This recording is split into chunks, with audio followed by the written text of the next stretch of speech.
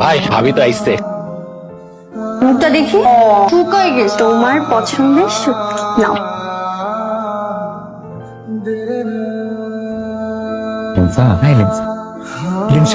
সাগরকে নিয়ে আয়, আমরা কথা বলি।